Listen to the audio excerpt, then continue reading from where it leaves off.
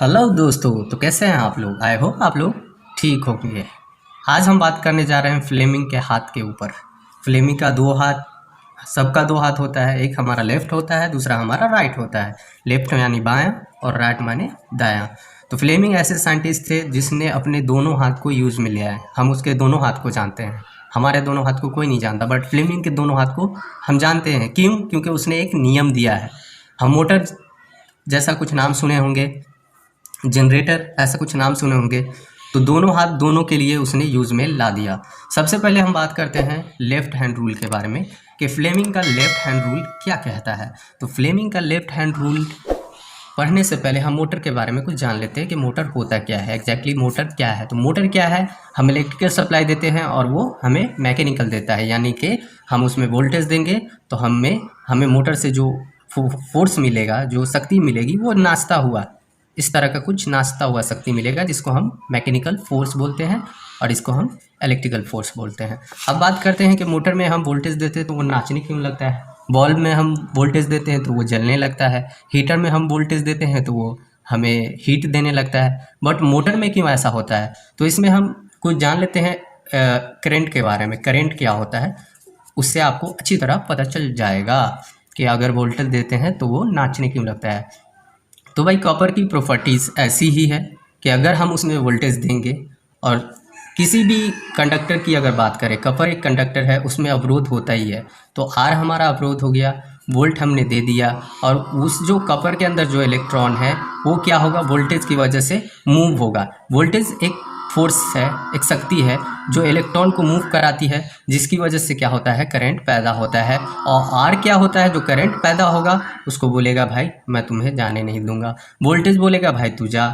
और ये दोनों के झगड़ा के बीच में क्या होता है, कॉपर तो अपने आप में घूमने की शक्ति पैदा कर देती है। उसी तरह अगर बल्ब की बात करें तो बल्ब है, कोई टंगस्टन बल्ब है, टंगस्टन की अगर बात करें उसमें हम वोल्टेज देते हैं तो होता क्या है, उसमें जो इलेक्ट्रॉन है वो, और आर उसमें भी है अवरोध, वोल्टेज देते हैं तो इलेक्ट्रॉन मूव करता है इस तरह। हमारा जो रजिस्टर है वो बोलता है भाई मैं जाने नहीं दूंगा। और टंगस्टन की ऐसी प्रॉपर्टी है कि भाई वो गुस्से में बीच में एक दूसरा काम हो जाता है, जो वो एक ब्राइट जैसा जलने लगता है।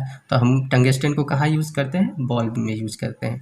इसी तरह कॉपर क्या होता है, तो वो घूमने लगता है, इसलिए हमने कॉपर का ऐसा कुछ अरेंजमेंट किया जिसकी वजह से मोटर बन गया, और हम उसे मूवमेंट में लाते हैं। घुमाने जैसी चीज़ में हम कॉपर का यूज़ करते हैं, इसलिए कॉपर मोटर का रूप ले लिया। अब होता क्या है कि हमने उसमें वोल्टेज दिया, कॉपर के अंदर जो इलेक्ट्रॉन है वो मूव किया, उसके अंदर जो आर है अवरोध की सत्ता, उसने कहा मैं जाने नहीं दूंगा, वोल्टेज बोला नहीं भाई ये जाएगा। उसकी वजह से जो फोर्स पैदा हुआ वो हुआ हमें मैकेनिकल फोर्स, जो मूवमेंट है, यानी कि वो घूमने लगता है। तो उसी चीज़ को फ्लेमिंग ने कहा कि भाई कुछ तो नियम होनी चाहिए घूमने का, ऐसे थोड़ी घूमने लगेगा। घूम तो दोनों डायरेक्शन में सकता है, यानी भाई इधर से भी ऐसे घूम सकता है और इधर से भी ऐसे घूम सकता है। तो कैसे घूमे, कौन से नियम पे घूमे, किसी भी चीज़ का नियम तो होनी चाहिए। ऐसी तो नहीं घूमना स्टार्ट कर देगा। तो फ्लेमिंग ने एक नियम दिया, जो लेफ्ट हैंड रूल का नियम दिया, जो मोटर पे लागू होता है। अब उसने क्या कहा कि हमारे पास जो मैग्नेट है, सबसे पहली बात अगर चुंबक की करें तो चुंबक में दो साइड होते हैं, एक हमारा यस होता है, दूसरा हमारा यन होता है। दो चुंबक की अगर बात करें तो सेम डायरेक्शन होता है, ठीक है, ऐसे करके होता है। अब उसमें क्या होता है कि ये जो यन पोल है, यानी एन वाला जो डायरेक्शन है, यन साइड है, और ये जो एस साइड है, ये दोनों एक आपस को अट्रैक्ट करेगा, एक आपस को खींचेगा कि भाई तुम इधर आ जाओ। अब मान लेते हैं ये एक लड़का है और एक लड़की है, तो अट्रैक्शन तो होगा ही। अब उसी को अगर उल्टा कर दें, हमने यहाँ पे एन दे दिया, ठीक है, हमने यहाँ पे एस दे दिया, और ये यस इधर है और ये एन इधर है। अब क्या हो गया, यहाँ पे देखें, ये भी एस है, ये भी एस है। मान लेते हैं ये लड़का है, ये भी लड़का है, तो ये अट्रैक्शन नहीं करेगा, ये करेगा रिपेल, यानी कि बोलेगा भाई तुम दूर जाओ, ये बोलेगा इसको भाई तुम दूर जाओ। तो यही फंडा होता है मोटर में। अब क्या होता है कि मैग्नेट होता है मोटर में, और इलेक्ट्रोमैग्नेट होता है, जो हम वोल्टेज देते हैं तो वो मैग्नेट बनता है। परमानेंट मैग्नेट की बात नहीं कर रहे हैं, इलेक्ट्रोमैग्नेट की बात कर रहे हैं।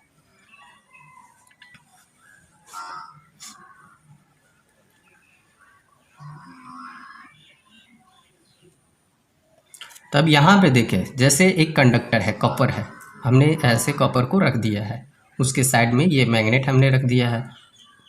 अब क्या करेंगे, हमने इसमें करंट दिया, तो अब इसमें हम करंट देंगे, इस कॉपर में हम करंट देंगे। तो यहाँ पे जैसे हमने बात किया है कि कॉपर में करंट देंगे तो वो नाचेगा, क्योंकि उसकी प्रॉपर्टी ऐसी है।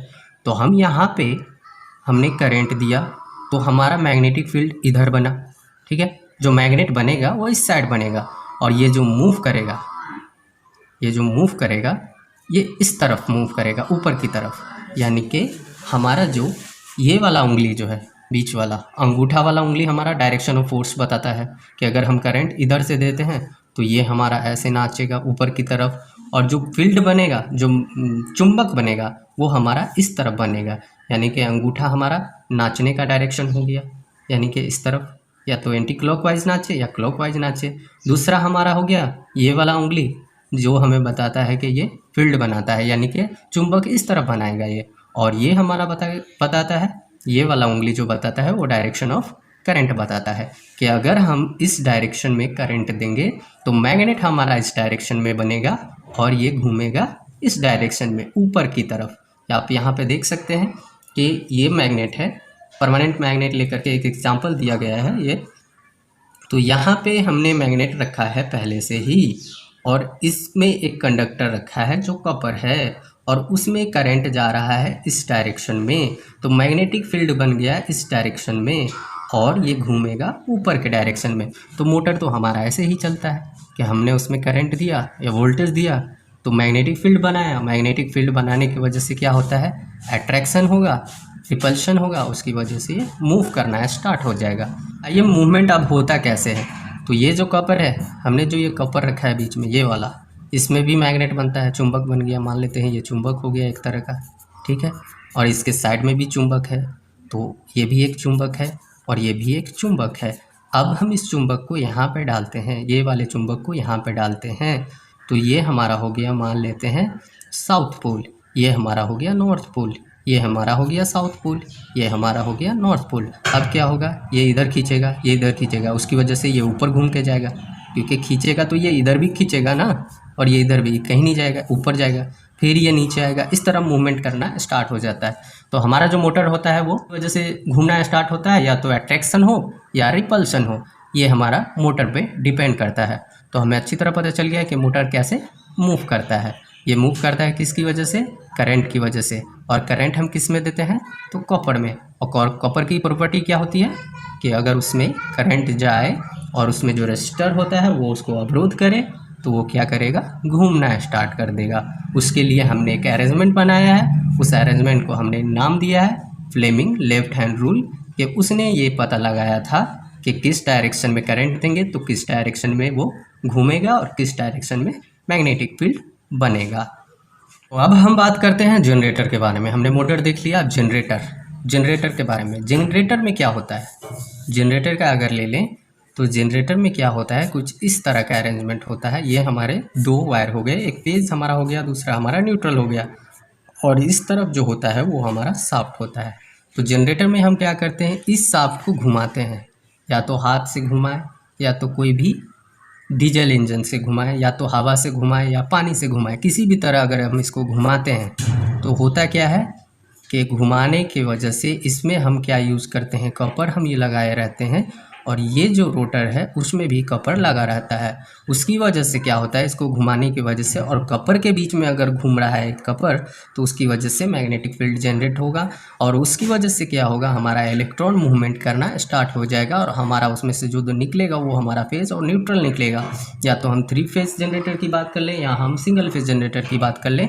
तो हम यहाँ पे बात कर रहे हैं सिंगल फेज जनरेटर के बारे में।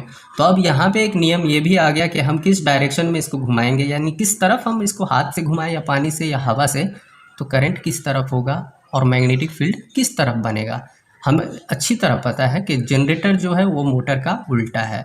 हम उसमें इलेक्ट्रिकल सप्लाई देते हैं, वोल्टेज देते हैं, तो हमें नाचता हुआ मिलता है। इसमें हम नचाएंगे तो हमें इसमें वोल्टेज मिलेगा, जस्ट उल्टा। तो अब इसमें क्या होता है, यहाँ पे आप देख सकते हैं फ्लेमिंग राइट हैंड रूल हमें बताता है जनरेटर के बारे में। अब होता क्या है कि इसको हम घुमाएंगे, ये वाला अंगूठा जो है वो हमें घुमाने का डायरेक्शन बता रहा है।